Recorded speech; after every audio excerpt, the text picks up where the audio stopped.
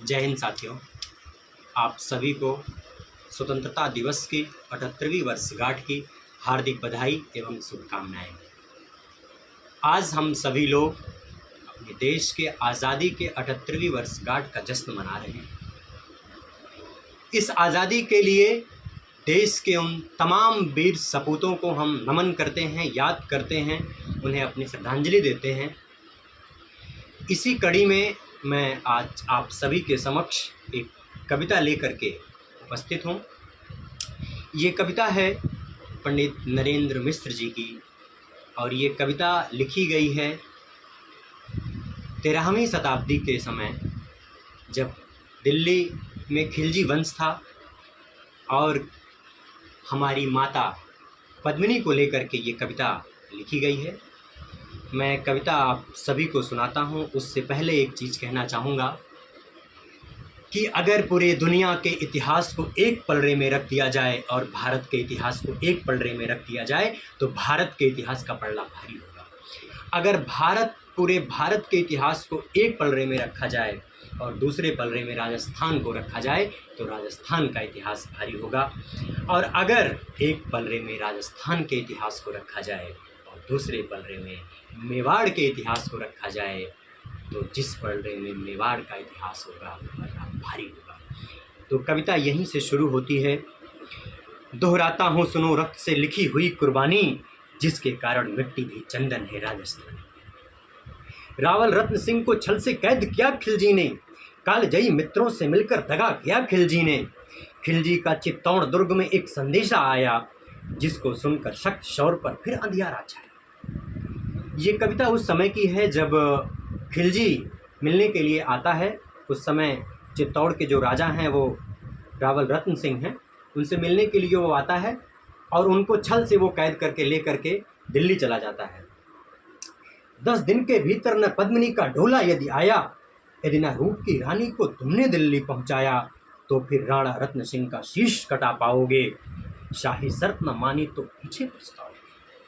यह दारुण संवाद लहर सा दौड़ गया रण भर में, यह बिजली की तरह क्षितिज से फैल गया अंबर में। महारानी हिल गई, शक्ति का सिंहासन डोला था सतित्व मजबूर जुल्म विजयी स्वर में बोला था। रुष्ट हुए थे सेना घोरा रणधीर, जिनसे रण में भय खाती थी खिलजी की शमशीर। अन्य अनेकों मेवाड़ी योद्धा रण छोड़ गए थे, रत्न सिंह की संधि नीति से नाता तोड़ गए थे।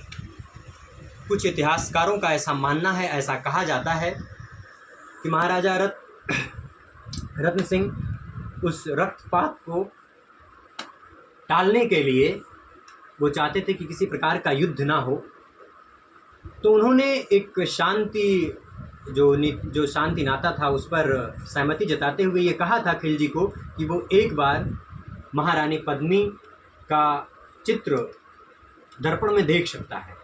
और इस बात को लेकर के जो उनके सेनापति थे गोरा, वो उनसे रुष्ट हो गए थे और उन्होंने कहा था, क्योंकि उनका कहना था कि जो महारानी पद्मिनी हैं वो हमारे इस मेवाड़ की अस्मिता हैं, अतः जो महारानी पद्मिनी की जो आंखें देखना चाहेंगे उन आंखों को निकाल करके हम रणचंडी को फिर चढ़ा देंगे। तो कविता इसीलिए वो निर्वासित हो जाते हैं, क्योंकि राजा रत्न सिंह ने उनके प्रस्ताव को ठुकरा दिया था। लेकिन जब मेवाड़ पर विषम परिस्थिति आई, संकट आया, तो महारानी पद्मिनी अपने उस अप्रतिम वीर को खोजने के लिए जंगल में निकल जाती हैं। कविता की अगली पंक्तियां सुनिएगा।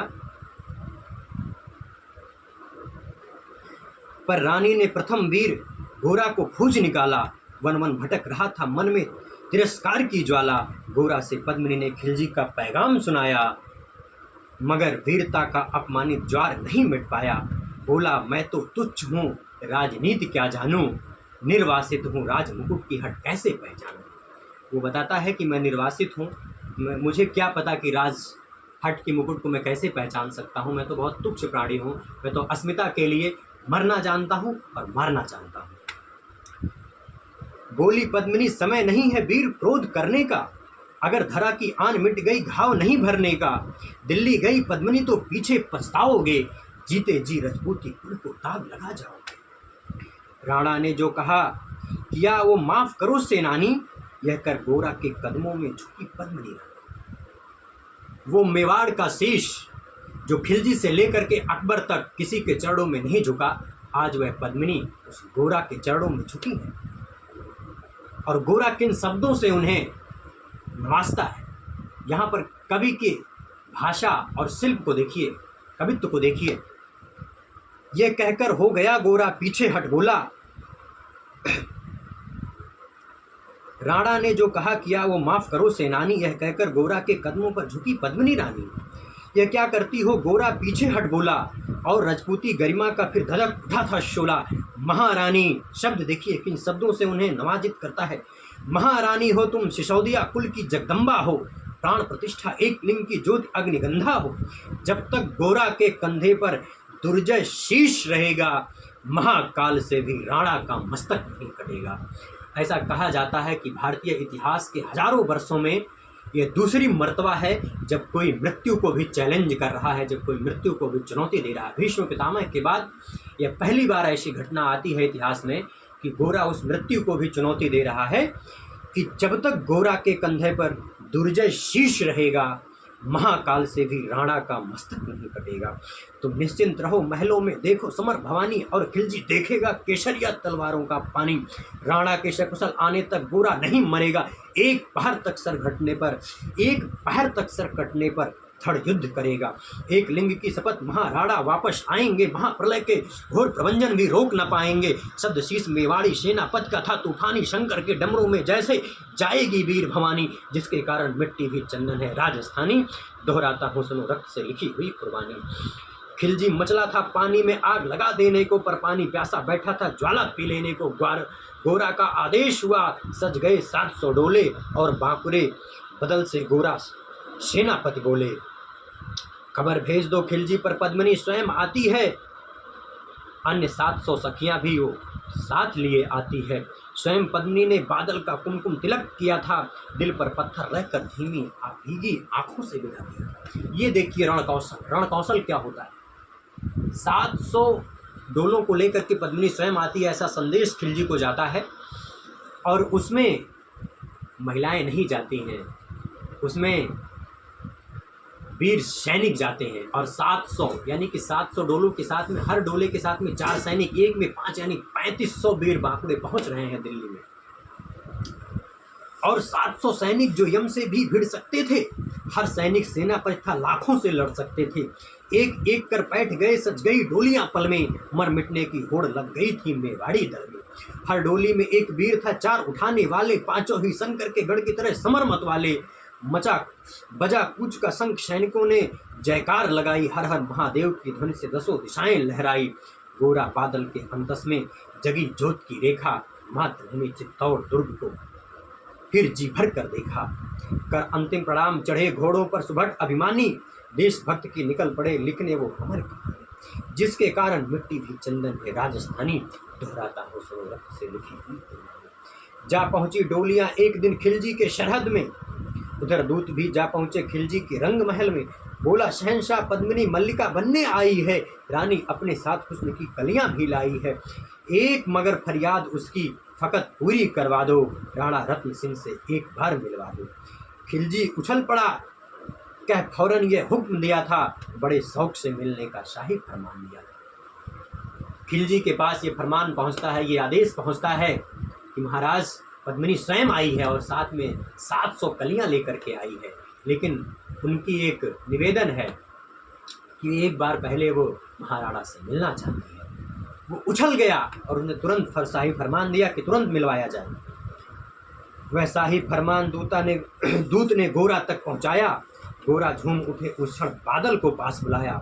बोला बेटे वक्त आ गया है अब कट मरने का, मातृभूमि मेवाड़ धरा का दूध सफल करने का। यह लौहार पद्मिनी भेष में बंदे गृह जाएगा, केवल 10 डोलियां लिए गोरा पीछे धाएगा। यह बंधन काटेगा, हम राणा को मुक्त करेंगे, घुड़सवार कुछ उधर आड़ में ही तैयार रहेंगे। ऐसा कहा जाता है कि महारानी पद्मिनी के वेश में लोहार गया था और पहले से ये रणनीति तय थी कि लोहार बंदी गृह में जाएगा, महाराणा का बंधन काटेगा और हम उन्हें मुक्त कराएंगे।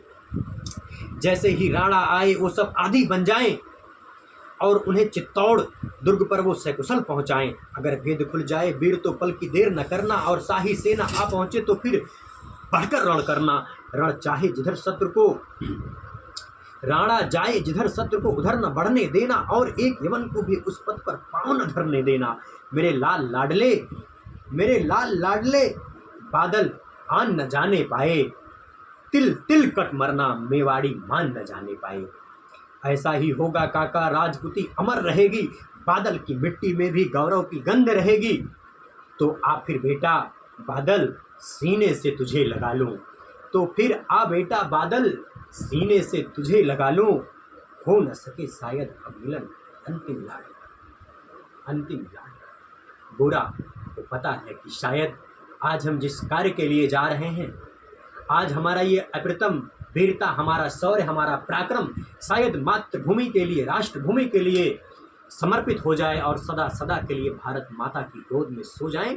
इसलिए वो अंतिम बार अपने उस प्यारे भतीजे से लाड लगाता है और कहता है, यह कह बाहों में भरकर बादल को गले लगाया, धरती कांप गई, अंबर का अंतस मन भर आया।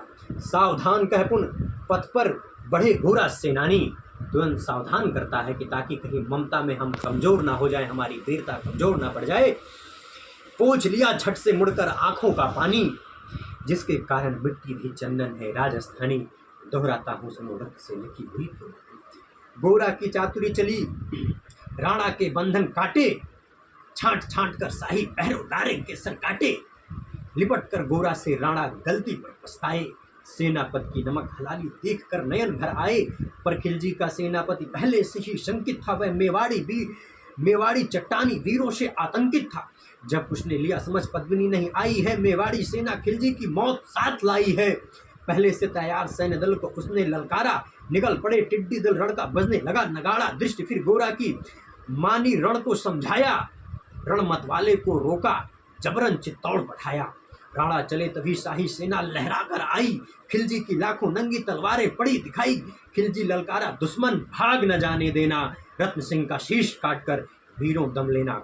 टूट पड़ी मेवाड़ी शेरों दल, सिंह ललकारा, हर हर महादेव का गर्जा नभेदी जयकारा। निकली डोलियों से मेवाड़ी बिजली, लगी चमकने, काली का खप्पर भरने, तलवारें लगी खटकने। राणा के पथ पर शाही सेना तनिक बढ़ा था, पर उस पर तो गोरा हिमगिर सा अड़ा खड़ा था। कहा जफर से एक कदम भी आगे बढ़ न सकोगे, यदि आदेश न माना कुत्ते की मौत मरोगे। रत्न सिंह तो दूर, न उनकी छाया तुम्हें मिलेगी, दिल्ली की भीषण सेना की होली अभी चलेगी। यह कहकर महाकाल बन घोड़ा रण में हुंकारा, लगा काटने शीश भई समर में रक्त की धारा। खिलजी की असंख्य सेना से गोरा घिरे हुए थे, लेकिन मानो वे रण में मृत्युंजय बने हुए थे। पुण्य प्रकाशित होता था, जैसे अगणित पापों से फूल खिला रहता। असंख्य कांटों के संतापों से वो मेवाड़ी शेर अकेला लाखों से लड़ता था। बढ़ा जिस तरफ वीर उधर ही विजय मंत्र पढ़ता था। इस भीषण रण से दहली थी दिल्ली की दीवारें, गोरा से टकराकर टूटी खिलजी की तलवारें। मगर कयामत देख अंत में छल से काम लिया था, गोरा की जंघा पर हरि ने छिपकर वार किया था। वही गिरे वीर वह गोरा, जफर सामने आया, शीश उतार दिया, धोखा देकर मन में हर्षाया। मगर वाह रे मेवाड़ी, गोरा का धड़ भी दौड़ा, किया जफर पर वार की जैसे सिर पर गिरा हथौड़ा।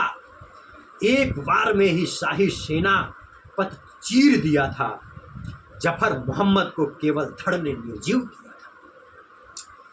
ज्यों ही जफर कटा शाही सेना का साहस लर्जा, काका का धड़ देख बादल सिंह महारुद्र सा गर्जा।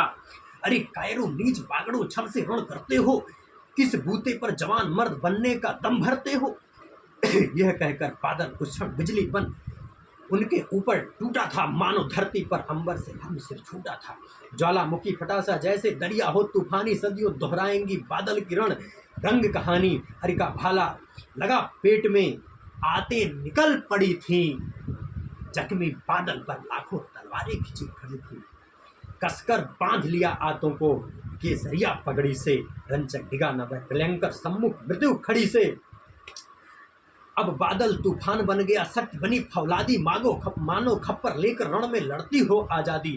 उधर वीरवर गोरा का धड़ अर्दिल काट रहा था, और इधर बादल लाशों से घुटन काट रहा था। आगे पीछे दाएं बाएं जमकर लड़ी लड़ाई, उस दिन समरभूमि में लाखों बादल पड़े दिखाई, मगर हुआ परिणाम वही कि जो होना था उनको तो कणकण अरियों के सोन से धोना था। मेवाड़ी सीमा में राणा सकुशल पहुंच गए थे, गोरा बादल तिल तिल कर रण में खेत रहे थे। एक एक कर मिटे सभी मेवाड़ी वीर सिपाही, रत्न सिंह लेकर रंचक आंच न आने पाई।